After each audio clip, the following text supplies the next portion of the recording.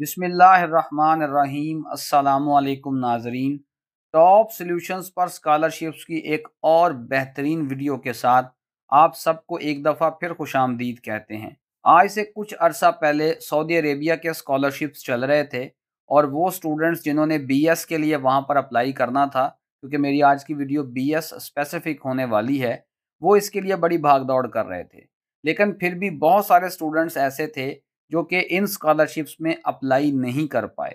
यहाँ पर आप देख सकते हैं, मैं इस वक्त उनकी मेन वेबसाइट पर मौजूद हूँ कि वो स्टूडेंट्स जो कि outside of the Saudi Arabia थे, उनके लिए अप्लाई का जो प्रोसीजर है उसको मुकम्मल करने के लिए 4 महीने थे, मई से अगस्त की 31 तारीख तक। ये 29 अक्टूबर की तरफ आपने नहीं जाना, ये बाद में सिर्फ 2 दिन के लिए उन्होंने एप्लीकेशंस ओपन की थी, जिसका कोई फ़ायदा नहीं था। तो 4 महीने के अंदर भी अगर आप एक एप्लीकेशन का प्रोसेस कंप्लीट नहीं कर पाए, इसका मतलब है कि आपको अब इससे सीखना चाहिए। हमें टाइम से स्टार्ट करना चाहिए ताकि हम ऐसी गोल्डन अपॉर्चुनिटी को मिस ना करें। तो इसीलिए जो बीएस के मेरे स्टूडेंट्स हैं, होनहार स्टूडेंट्स हैं जिन्होंने अभी आगे बीएस करना है, मतलब जो कि अभी एफएससी मुकम्मल कर चुके हैं या जिनकी एफएससी जो है वो इख्तिताम की तरफ बढ़ रही है, फाइनल ईयर में है। ये वीडियो ख़ास उनके लिए है कि एक और गोल्डन अपॉर्चुनिटी उनके लिए आ रही है तुर्की से इस बार, ठीक है? तो वो इसको मिस ना करें, टाइम से अपना सारा बंदोबस्त कर लें। आज की इस वीडियो में हम इंशाअल्लाह अज़ीज़ आपको तमाम तर मालूमात बताएँगे तुर्की के स्कॉलरशिप्स के मुतालिक, जिनको बर्सलैरी स्कॉलरशिप्स भी कहा जाता है। ये हुकूमत तुर्की की तरफ से जारी किए गए स्कॉलरशिप्स हैं। कैसे इसमें अप्लाई करना है, क्या-क्या डॉक्यूमेंट्स आपको रिक्वायर्ड हैं, अप्लाई के बाद क्या प्रोसीजर होगा, सिलेक्शन कैसे होगी, आपके डॉक्यूमेंट्स की एवैल्यूएशन कैसे की जाएगी, जाँच-पड़ताल कैसी होगी, कौन सिलेक्ट होगा, कौन रह जाएगा, इंटरव्यू क्या होगा, सारी चीज़ें आज हम आपको इंशाअल्लाह अज़ीज़ जो है वो बताएँगे। आप इस वीडियो को लाज़मी इख्तिताम तक देखिएगा और इख्तिताम पे मैं आपको ये भी बताऊँगा कि अगर आपने हमसे बात करनी है, आप अपने डॉक्यूमेंट्स की वैल्यूएशन करवाना चाहते हैं या आप चाहते हैं कि आप हमसे मज़ीद एक सेशन करें, गुफ्तगू करें, कुछ आपके सवालात रह गए हैं, तो उसका क्या प्रोसीजर है। वीडियो शुरू करने से पहले आप सबसे एक छोटी-सी रिक्वेस्ट है कि अगर आप इस चैनल पर नए हैं तो इसे सब्सक्राइब ज़रूर कर लीजिएगा। वीडियो अच्छी लगे तो इसे लाइक कर दिया करें, दोस्तों के साथ शेयर भी कर दिया करें और इस चैनल पर काफ़ी वीडियोज़ जो हैं वो मौजूद हैं स्कॉलरशिप्स की, रोज़ नई वीडियोज़ भी आ रही हैं, तो आप इनसे इस्तिफ़ादा करते हुए अपने लिए एक अच्छा स्कॉलरशिप मुंतखब कर सकते हैं। साथ ही साथ मैं आपको ये भी बताता चलूँ कि अगर आपको किसी भी स्कॉलरशिप के लिए हमारी प्रोफ़ेशनल और हमारी क्वालिटी सर्विसेज़ दरकार हैं for documentation, for application, each and everything, और आप चाहते हैं कि फुल प्रोसेस हम आपके लिए करें, तो ये हमारे व्हाट्सएप का नंबर है, आप इस पर मैसेज करके हमारी सर्विसेज़ ले सकते हैं। ये हमारे व्हाट्सएप चैनल का लिंक है, ये आपको वीडियो डिस्क्रिप्शन में भी मिल जाएगा। इसे लाज़मी जॉइन कर लीजिए ताकि आप तक आने वाले तमाम स्कॉलरशिप्स की अपडेट्स जो हैं वो पहुँचती रहें। तो ये है जी मेन वेबसाइट बर्सलैरी स्कॉलरशिप्स की। यहाँ पर आके हम आपको तमाम तर चीज़ें जो हैं वो दिखाते हैं और समझाते हैं, लेकिन आपकी आसानी के लिए एक प्रेज़ेंटेशन तैयार कर रखी है इसके ऊपर, वर्ड प्रेज़ेंटेशन। तो पहले ज़रा उसकी तरफ हम बढ़ते हैं, मेन पॉइंट्स देख लेते हैं। सबसे पहले ये है कि स्कॉलरशिप के अंदर है क्या-क्या चीज़, ठीक है? और ये स्कॉलरशिप स्पेशली जो है वो बीएस के स्टूडेंट्स के लिए है, पाकिस्तान से जो हमारे हमवतन अप्लाई करेंगे वहाँ पर, ठीक है? तो बाकी प्रोसीजर सेम ही है, जो हमारे बांग्लादेश से भाई अप्लाई करेंगे उनके लिए भी प्रोसीजर सेम ही है। तो सबसे पहले आपको बिल्कुल किसी किस्म की ट्यूशन फ़ी की फ़िक्र करने की ज़रूरत नहीं है। ट्यूशन फ़ी ज़ीरो है, मतलब आपकी वहाँ पर जो तालीम है उसकी कॉस्ट बिल्कुल ज़ीरो है, ठीक है? मंथली स्टाइपेंड जो है वो भी आपको मिलेगा बीएस के स्टूडेंट्स के लिए, ये 4500 लिरा है, लिरा जो है वो टर्किश करेंसी का नाम है। तो इसलिए आपको वहाँ पर जो अपने रोज़मर्रा के अखराजात हैं, उनके मुतल्लिक भी फ़िक्र करने की ज़रूरत नहीं है। इसके साथ-साथ आपको वहाँ पर 1 साल के लिए जो है वो टर्किश लैंग्वेज का कोर्स भी करवाया जाएगा फ्री ऑफ कॉस्ट, उसका आपसे कुछ भी चार्ज नहीं किया जाएगा। इसकी ज़रूरत तब पड़ती है अगर आपने कोई ऐसा प्रोग्राम चुन लिया है, जिसमें जो है वो पढ़ाई जो है वो टर्किश लैंग्वेज के अंदर आपको करवाई जाएगी, ठीक है? उसके बाद आपको वहाँ पर रिहाइश भी फ़राहम की जाएगी। इसके लिए भी आपको फ़िक्रमंद होने की कोई ज़रूरत नहीं है, ठीक है? और उसके साथ-साथ हेल्थ इंश्योरेंस भी बड़ी जामिया किस्म की आपको प्रोवाइड की जाएगी। फिर आपको जो है वो 1 दफ़ा की आने की और 1 दफ़ा की वापस जाने की जो है वो टिकट भी प्रोवाइड की जाएगी। यानी 1 दफ़ा जब आप जाएँगे टर्की में पढ़ने के लिए और 1 दफ़ा जब आप अपनी डिग्री कंप्लीट करके अपने वतन वापस आएँगे, तो आपको जो दोनों आपकी जो फ्लाइट्स होंगी, उनकी जो टिकट्स होंगी वो स्पॉन्सर्ड मिलेंगी। वो आपको उनके ऊपर पैसे खर्चने की ज़रूरत नहीं है। फिर इस स्कॉलरशिप का एक और बहुत ही ज़बरदस्त जो एडवांटेज है वो ये है कि ये आपको यूनिवर्सिटी प्लेसमेंट भी फराहम करते हैं। मतलब इसका मैं आपको समझाता हूँ और ये मैं आपको इनकी वेबसाइट पर भी दिखाता हूँ, ठीक है? यहाँ पर व्हाट द स्कॉलरशिप कवर, ठीक है? इस पोर्शन पे आप क्लिक करेंगे तो इस तरह आपके सामने ये लिंक ओपन हो जाएगा। इन्होंने पहले ही पॉइंट को जो ज़रा आप देख सकते हैं हाइलाइट किया हुआ है, university and department placements unlike other higher education scholarship programmes. बहुत सारे स्कॉलरशिप प्रोग्राम्स ऐसे हैं दुनिया के अंदर जहां पर आपको फंडिंग एक एजेंसी देती है, लेकिन वो एजेंसी आपको ये कहती है कि हम सिर्फ आपको फंड देंगे, यूनिवर्सिटी में दाखिला सिक्योर करना आपकी जिम्मेदारी है। यानी दाखिला अलग है, फंडिंग अलग है। आप दाखिला ले लें, हम आपको पैसे दे देंगे, आपकी तालीम का खर्चा उठा लेंगे। लेकिन यहाँ पर यह है कि आपने सिर्फ बर्सलरी स्कॉलरशिप के लिए अप्लाई करना है। फिर आगे आपको कौन सी यूनिवर्सिटी में उन्होंने भेजना है, कौन से डिपार्टमेंट में भेजना है, वो भी काम सारा ये करेंगे, उसके लिए भी आपको मतलब तगोदौ करने की ज़रूरत नहीं है। बाकी जितनी भी चीज़ें हैं, ट्यूशन फ़ी आपसे कोई नहीं ली जाएगी और ये लैंग्वेज कोर्सेज़ और अकोमोडेशन ईच एंड एवरीथिंग मैं आपको पहले ही बता चुका हूँ। वो सारी चीज़ें सेम यहाँ पर लिखी हुई हैं। ये नीचे उन्होंने इसको जो है वो आप देख सकते हैं फिगरेटिवली भी दिखाया हुआ है, पिक्टोरियली भी कि कैसे जो है वो आपको यहाँ पर तमाम सहूलियत फराहम की जाएँगी। यहाँ पर आपको कल्चरल एक्टिविटीज़, सोशल एक्टिविटीज़ के अंदर भी हिस्सा लेने का जो है वो मौका मिलेगा, ठीक है? तो ये आपने चीज़ें याद रखनी है, तो it's a very, very good scholarship, ठीक है? उसके बाद हम आगे चलते हैं, एलिजिबिलिटी की अगर हम बात कर लें, तो सबसे पहले आप दुनिया के किसी भी कंट्री से हो तो आप यहाँ अप्लाई कर सकते हैं, ठीक है? पाकिस्तानी स्टूडेंट्स फुली एलिजिबल हैं, कोई ऐसा मसला नहीं है।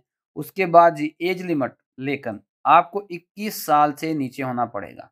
आपकी जो मैक्सिमम एज है वो 21 साल हो तो ठीक है, और अगर आप 21 साल से ज़्यादा के हो गए हैं तो फिर यहाँ पर आप अप्लाई नहीं कर सकते। और भी इसमें जो चीज़ है जो कि आपने याद रखनी है वो ये है कि यहाँ पर जो मिनिमम स्कोर आपको चाहिए एफएससी में, आईसीएस में, आईकॉम में, वो है आपके पास 70%, ठीक है? ये स्कोर लाज़मी आपके पास होना चाहिए। और अगर आप अप्लाई करने जा रहे हैं मेडिसिन प्रोग्राम्स के लिए, क्योंकि मैं आपको ये भी बताता चलूँ कि यहाँ पर आपको प्रोग्राम्स की एक बड़ी वैरायटी मिलती है, ठीक है? तकरीबन जितने भी मेजर प्रोग्राम्स हैं इस वक़्त दुनिया के अंदर एजुकेशन के फ़ील्ड में, वो सारे आपको यहाँ मिल जाते हैं। इवन आपको एमबीबीएस डेंटिस्ट्री के प्रोग्राम्स भी मिल जाते हैं, लेकिन मेडिसिन के जो प्रोग्राम्स हैं उनके लिए कंडीशन ये है कि आपके मार्क्स 90% से ज़्यादा होने चाहिए, ठीक है? और उसके बाद अगर आप टर्की में पहले ही पढ़ रहे हैं और आप बीएस पहले ही कर रहे हैं तो फिर आपको मज़ीद जो है वो ये स्कॉलरशिप नहीं मिलने वाला, फिर आप एलिजिबल नहीं हैं। अच्छा, अब एप्लीकेशन टाइमलाइन जो है इसकी बात हम कर लेते हैं। देखिए, मैंने आपको शुरू में बताया कि सऊदी अरेबिया के लिए आपके पास 4 महीने का टाइम था, ठीक है? लेकिन यहाँ पर आपके पास टाइम बहुत ही कम होता है, इसीलिए जो है वो टाइम से तैयारी पकड़ लें। यहाँ पर जो एप्लीकेशन विंडो है ये 10 जनवरी को ओपन होती है एनुअली, और 20 फरवरी को यानी ठीक 40 दिन के बाद जो है ये आपके पास एप्लीकेशन विंडो क्लोज़ हो जाती है, ठीक है? तो लिहाज़ा आपको जो है वो टाइम से अपनी तैयारी पकड़ लेनी चाहिए। उसके बाद जी आपके पास डॉक्यूमेंट्स कौन-कौन से रिक्वायर्ड हैं, तो मैं आपको वेबसाइट पर भी लेके जाके दिखाता हूँ और यहाँ से भी मैं आपको जो है वो समझा देता हूँ। आपके पास पासपोर्ट होना चाहिए। कई बच्चे ऐसे होते हैं उनके पास पासपोर्ट नहीं होता और वो चाहते हैं कि वो एप्लीकेशन जो है वो दें स्कॉलरशिप के लिए। तो देखें, अगर आपके पास पासपोर्ट नहीं है तो आप तो बैनुल अक़वामी जो सफ़र है वो कर ही नहीं सकते, आप इंटरनेशनली ट्रैवल कर ही नहीं सकते। तो लिहाज़ा अभी आपके पास टाइम है, सबसे पहले अपना पासपोर्ट बनवा लें, क्योंकि बाज़ औक़ात पासपोर्ट बनने में टाइम लग जाता है और फिर एप्लीकेशन जो है या तो वो उसका टाइम ही गुज़र जाता है या वो दिन इतने करीब आ जाते हैं कि फिर बाद में जो वेबसाइट है वो प्रॉब्लम करना शुरू कर देती है। उसके बाद आपके पास पासपोर्ट साइज़ फ़ोटो का होना ज़रूरी है। डेफ़िनेट सी बात है, आपके पास आपका रिज़ल्ट कार्ड और सनद भी होनी चाहिए, और अगर आप फ़ॉर एग्ज़ाम्पल आपके पास एक रिज़ल्ट कार्ड है, अभी सनद नहीं है तो कोई मसला नहीं है, उससे भी काम हो जाएगा। फिर अगर आपके पास आइलेट्स या सैट जो है, जैसा जो कि आप जानते हैं ज़रा स्पेशल टेस्ट होते हैं सैट और जीएमएटी एटसेट्रा, अगर ये आपके पास है तो ठीक है, नहीं है तो कोई मसला नहीं है। कुछ प्रोग्राम्स की रिक्वायरमेंट होती है सैट वगैरह, अक्सरियत जो है उसमें इनकी रिक्वायरमेंट नहीं होती, और यहाँ पर आइलेट्स के बगैर आप आराम से अप्लाई कर सकते हैं। अपना जो लैंग्वेज सर्टिफ़िकेट है, इंग्लिश लैंग्वेज प्रोफिशिएंसी सर्टिफ़िकेट है, वो अपने कॉलेज से अभी बनवा के रख लें, मीडियम ऑफ इंस्ट्रक्शन सर्टिफ़िकेट, ठीक है? तो अगर आपको ये समझ नहीं है कि उस पे क्या आपने लिखवाना है, तो वो आप हमसे हेल्प ले सकते हैं। मोटिवेशन लेटर या पर्सनल स्टेटमेंट, ये बहुत ही अहम जो है वो डॉक्यूमेंट होता है। ये वहाँ पर लाज़मी आपने अपलोड करना है और ये मतलब मैंडेटरी डॉक्यूमेंट है। याद रखें कि जिन लोगों का मोटिवेशन लेटर स्ट्रॉन्ग होगा, पर्सनल स्टेटमेंट स्ट्रॉन्ग होगी, वही लोग जो है स्कॉलरशिप के अंदर कम्पेटिटिव एक ज़ोन में जाएँगे, कम्पेटिटिव जो शॉर्ट लिस्टेड कैंडिडेट्स होंगे उनके अंदर जाएँगे। क्योंकि ये डॉक्यूमेंट्स जो है ना, ये उनको इस बात का तसर देते हैं कि आप कितने जो हैं वो एक्टिव हैं, कितने आप एकेडमिकली साउंड हैं, प्रोफेशनली जो हैं वो आप एक्सीलेंट हैं, ठीक है? उसके बाद अगर आपके पास कोई सर्टिफ़िकेट्स हैं, कुछ आपने अचीवमेंट्स किए हैं, कोई आपने रज़ाकाराना काम किए हैं, तो वो भी आपके लिए जो है एक प्लस पॉइंट के तौर पर साबित हो सकते हैं, ठीक है? सिलेक्शन का प्रोसेस कैसे काम करता है? सबसे पहले आप अपनी एप्लीकेशन वहाँ पर दे देंगे, तो वो आपके डॉक्यूमेंट्स देखेंगे और ये पता करेंगे कि क्या जो आपने इन्फॉर्मेशन दी है और जो डॉक्यूमेंट्स अटैच किए हैं, उनकी बुनियाद पर आप एलिजिबल हैं स्कॉलरशिप के लिए कि नहीं। उसके बाद अगर आप एलिजिबल हैं, तो फिर आपको आपकी एप्लीकेशन को एक एकेडमिक कमेटी को फॉरवर्ड कर दिया जाएगा, जो कि एक्सपर्ट होंगे अपने-अपने फ़ील्ड के। वो बैठ के उसको इवैल्यूएट करेंगे। इवैल्यूएट करने के बाद जो कैंडिडेट जो हैं वो शॉर्ट लिस्ट कर लिए जाएँगे, उनका जो है वो फिर इंटरव्यू होगा और उसके बाद जो है वो आपकी फाइनल सिलेक्शन हो जाएगी और आपको यूनिवर्सिटीज़ और डिपार्टमेंट्स एलोकेट कर दिए जाएँगे, ठीक है? तो अच्छा, पाकिस्तानी स्टूडेंट्स के लिए यहाँ पर एक अहम नोट ये भी है कि टर्की के अंदर जो है जो बीएस के प्रोग्राम्स होते हैं वो मोस्टली टर्किश लैंग्वेज में करवाए जाते हैं। तो आपको 1 साल पहले टर्किश लैंग्वेज का कोर्स वहाँ पर लेना पड़ेगा। एप्लीकेशन बिल्कुल फ्री है, कोई इसमें आपको मतलब आपसे फ़ी डिमांड नहीं की जाएगी और इस वक़्त दुनिया के अंदर बहुत ही कम ऐसे स्कॉलरशिप्स रह गए हैं, जहाँ पर एप्लीकेशन फ़ी के बगैर आप अप्लाई कर सकते हैं, तो लिहाज़ा इस मौका को मिस ना कीजिएगा।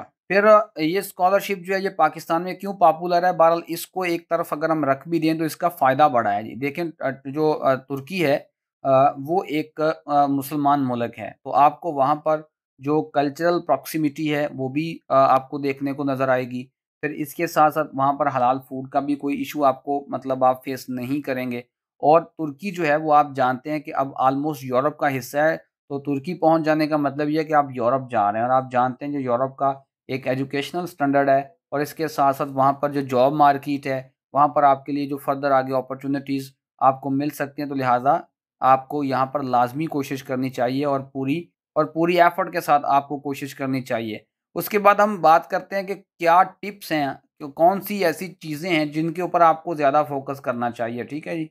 लेकिन इनकी तरफ आने से पहले मैं आपको एक दफ़ा इनकी वेबसाइट पर फर्दर लेके जाता हूँ, क्योंकि कुछ डाउट्स हैं तो वो क्लियर हो जाएँ।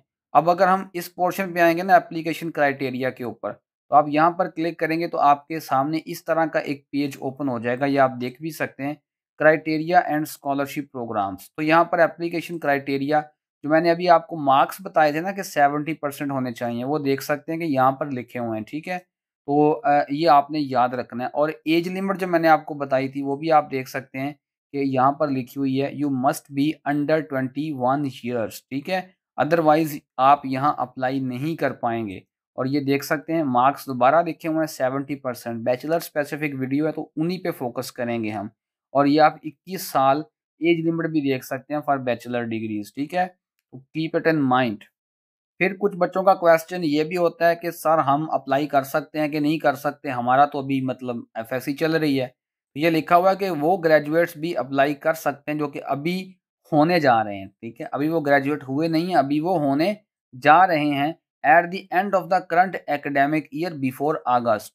यानी अगर आप अगले साल अगस्त से पहले-पहले आपके पास ट्रांसक्रिप्ट यानी रिज़ल्ट कार्ड आ जाएगा तो फिर भी आप यहाँ अप्लाई कर सकते हैं। अभी आप ग्रेजुएट हुए नहीं हैं बल्कि होने जा रहे हैं। ऐसे ही आगे है हाउ टू अप्लाई का पोर्शन, इस पे आप क्लिक करेंगे तो आपके सामने इस किस्म का एक पेज ओपन होगा यहाँ पर, ठीक है? 5 स्टेप्स टू एप्लीकेशन। तो यहाँ पर उन्होंने बाकायदा आपको बताया हुआ है कि कैसे आपने सारा जो है वो अपना प्रोसेस करना है एप्लीकेशन का। तो सबसे अहम जो चीज़ है उसकी तरफ बढ़ते हैं, डॉक्यूमेंट्स कौन-कौन से आपको रिक्वायर्ड हैं, ठीक है? तो सबसे पहले आपके पास जो है वो पासपोर्ट होना चाहिए, मैंने आपको पहले ही बता दिया, ठीक है? जो आइडेंटिटी डॉक्यूमेंट होता है ये आईडी कार्ड और पासपोर्ट दोनों चीज़ें यहाँ पर लिखी हुई हैं, ठीक है? लेकिन चूँकि हम पाकिस्तान से जा रहे हैं, we require a Turkish visa, तो इसके लिए हमारे पास पासपोर्ट का होना ज़रूरी है। उसके बाद ही आपके पास फ़ोटोग्राफ होनी चाहिए और उनकी शर्त ये है कि वो 1 साल से पुरानी ना हो, ठीक है? और उसके बाद अगर आपके पास नेशनल एग्ज़ाम्स आपने कोई दिए हैं, उनके रिज़ल्ट्स हैं, तो वो भी साथ अटैच कर दें, जिस तरह ये जेट वगैरह, गेट वगैरह, ठीक है? और उसके बाद जी हमारे पास जो है वो आपके पास आपकी सनद, आपका रिज़ल्ट कार्ड, ये दोनों चीज़ें होनी चाहिए, ठीक है। ये डिप्लोमा सनद को कहते हैं और ट्रांसक्रिप्ट कहते हैं रिज़ल्ट कार्ड को, ठीक है। डिप्लोमा का मतलब क्या है, सनद जो आपको बोर्ड से मिलती है। और अगर आप अभी ग्रेजुएट नहीं हुए, ग्रेजुएट का मतलब ये है कि यहाँ पर अभी आपने अपनी 12वीं कंप्लीट नहीं की, वरना ग्रेजुएशन तो आगे होती है, तो आप जो है फिर क्या कर सकते हैं, प्रोविजनल सर्टिफिकेट भी लगा सकते हैं, यानी कि आप कह सकते हैं टेम्पोरेरी ग्रेजुएशन सर्टिफिकेट भी आप यहाँ पर लगा सकते हैं। इसका मतलब ये होता है कि आप अपना होप सर्टिफिकेट भी यहाँ पर अटैच कर सकते हैं। उसके बाद अगर आपके पास ये GRE GMAT या सेट वगैरह में से कोई है तो आप अटैच कर सकते हैं साथ, ठीक है, अगर ये रिक्वायर्ड है। और ऐसे ही अगर आपके पास टॉयफल आइलेट्स वगैरह है तो भी आप साथ लगा सकते हैं अगर रिक्वायर्ड है, ठीक है। वरना मैंने आपको बताया यहाँ पर आप इंग्लिश प्रोफिशेंसी लेटर की के साथ जो है वो बड़े आराम से अप्लाई कर सकते हैं। उसके बाद जी नेक्स्ट जो है वो रिसर्च प्रपोजल है, वो आप लोगों के लिए नहीं है, वो PhD वालों के लिए है, ठीक है। अच्छा, उसके बाद मज़ीद कुछ चीज़ें हैं, कुछ टिप्स हैं जो मैं आपको यहाँ पर देना चाहूँगा कि आप कैसे यहाँ पर सक्सीड हो सकते हैं, क्या तरीक़ाकार है कि कौन कौन से काम आप करें तो आपके चांसेस जो हैं वो यहाँ पर स्कॉलरशिप सिक्योर करने के बढ़ जाएंगे। तो सबसे पहले तो आप एक अच्छा स्ट्रॉन्ग मोटिवेशन लेटर लिखें। मोटिवेशन लेटर के अंदर जो आप कह सकते हैं कि आपने कौन कौन सी चीज़ें ऐड करनी हैं, वो भी यहाँ पर नीचे इनलिस्टेड हैं, आप देख सकते हैं, ठीक है। आप उन्हें बताएं कि हम टर्की क्यों आना चाहते हैं, आपने अपनी डिग्री जो आप जिस डिग्री के लिए अप्लाई कर रहे हैं क्यों उसको आपने चूज़ किया है, वो कैसे आपके जो इंटरमीडिएट का जो आपका बैकग्राउंड है उसके साथ कैसे अलाइन करती है, ठीक है। और उसके बाद आपके मुस्तकबल के गोल्स क्या हैं, मकसद क्या हैं, ठीक है। और टर्की कैसे उनको हेल्प आउट कर सकता है और क्यों आप स्कॉलरशिप डिज़र्व करते हैं। तो ईच एंड एवरीथिंग आपने उस लेटर के अंदर डालनी है और उस लेटर को ऐसे आपने प्रिपेयर करना है कि वो आपके बैकग्राउंड के साथ और आपके फ्यूचर के साथ ना सिर्फ अलाइन करे बल्कि उनके दरमियान एक ब्रिज का काम करे, ठीक है। और ये ब्रिज कौन सा होना चाहिए, ये ब्रिज होना चाहिए टर्की का ब्रिज। तो आपने एक अच्छा मोटिवेशन लेटर लिखना है। इस सिलसिले में अगर आपको हमारी सर्विसेज दरकार हैं तो आप जो है वो हमसे रब्ता कर सकते हैं। फिर CV यहाँ पर जो है BS लेवल पर रिक्वायर्ड नहीं है, लेकिन आप ये बात याद रखें कि एक स्ट्रॉन्ग CV की मदद से आपको एक सीरियस और वेल ऑर्गेनाइज्ड कैंडिडेट कंसिडर किया जाता है। तो यही वो चीज़ें हैं, जब आप कंपटीशन के ज़माना में होते हैं तो आप वो काम भी करते हैं जो कि शायद मैंडेटरी नहीं होते, ज़रूरी नहीं होते, लेकिन ऐसी चीज़ें आपके जो एवेलुएशन स्कोर है, जब कमेटी आपकी एप्लीकेशन को एवेलुएट कर रही होगी, उनको इतना बूस्ट देंगी कि आपका एप्लीकेशन का जो स्कोर होगा वो दूसरों से आगे निकल जाएगा और आपके लिए स्कॉलरशिप सिक्योर करना आसान हो जाएगा। तो एक प्रोफेशनल हाई क्वालिटी CV लाजमी अपनी बनाएं और याद रखें ये बनानी है आपने यूरो पास में। और अगर आपको ये भी बनवानी है तो आप हमारी सर्विसेज इसके लिए भी ले सकते हैं। फिर आपने अप्लाई करना है जल्दी, आखिरी डेट का, आखिरी हफ्ते का इंतज़ार नहीं करना, क्योंकि बाज़ औक़ात जब आप आखिरी डेज़ का वेट करते हैं वेबसाइट बिज़ी हो जाती है। बाज़ औक़ात आखिरी दिन अप्लाई करते हैं, जल्दबाजी में ना डॉक्यूमेंट सही अपलोड करते हैं, ना आपको ये पता चलता है कौन सा डॉक्यूमेंट कहाँ अपलोड कर रहे हैं, क्या नहीं कर रहे, और अगर कोई गलती हो जाए तो उसके लिए उसको करेक्ट करने का कोई टाइम भी नहीं होता, ठीक है। उसके बाद जितने भी आपके पास सपोर्टिंग डॉक्यूमेंट्स हैं वो सारे आपने अपलोड करने हैं।